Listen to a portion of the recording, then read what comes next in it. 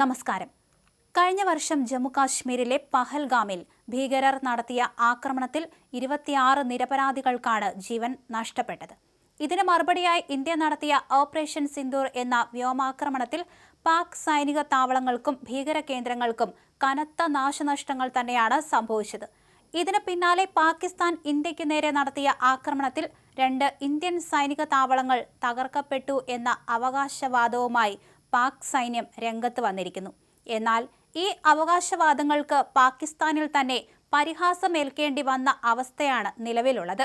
ഈ അവകാശവാദം തെറ്റാണെന്നും തകർക്കപ്പെട്ടതായി പാക് സൈനിക ഉദ്യോഗസ്ഥൻ പറയുന്ന വ്യോമത്താവളങ്ങൾ ഇന്ത്യയിൽ ഇല്ലെന്നുമാണ് റിപ്പോർട്ടുകൾ വ്യക്തമാക്കുന്നത്.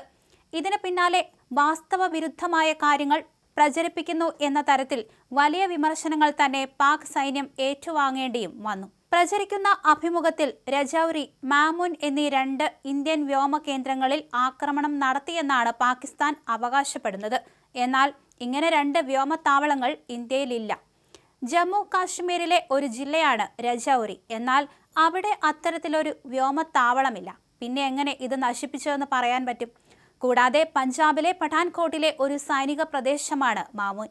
പാക് സൈനിക ഉദ്യോഗസ്ഥനായ ക്യാപ്റ്റൻ മുനീബ് സമാലാണ് പ്രചരിക്കുന്ന വീഡിയോയിൽ സംസാരിക്കുന്നത്. സത്യത്തിൽ പാകിസ്ഥാനിൽ തന്നെ ഇത് വലിയ രീതിയിലുള്ള വിമർശനങ്ങൾക്ക് വഴിവെച്ചു.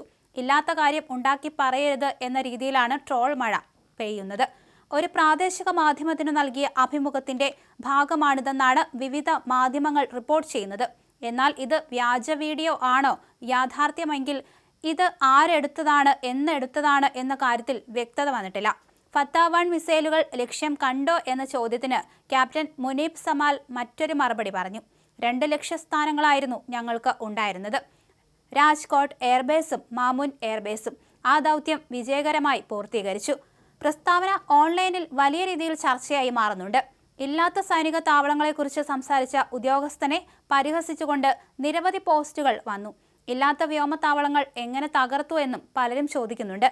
പുരാവസ്തു ഗവേഷകർ, ഇന്ത്യൻ വ്യോമസേന എന്നിവർ രജൌരി എയർബേസ്, മാമുൻ എയർബേസ് എന്നിവ കണ്ടെത്താൻ ഒരു സംയുക്ത ദൗത്യം ആരംഭിച്ചു.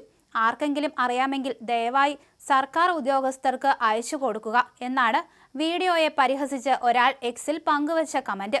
ഫത്ത-1, രജൌരി, മാമുൻ വ്യോമത്താവളങ്ങളെ ആക്രമിച്ചു. അവ നിലവിൽ ഇല്ലാതായി. അടുത്ത ലക്ഷ്യം അറ്റ്ലാന്റിക്സ് ആണ്. മറ്റൊരാൾ കുറിച്ചത് ഇങ്ങനെയാണ്. എന്തായാലും വലിയ രീതിയിലുള്ള ട്രോളാണ് വന്നുകൊണ്ടിരിക്കുന്നത്.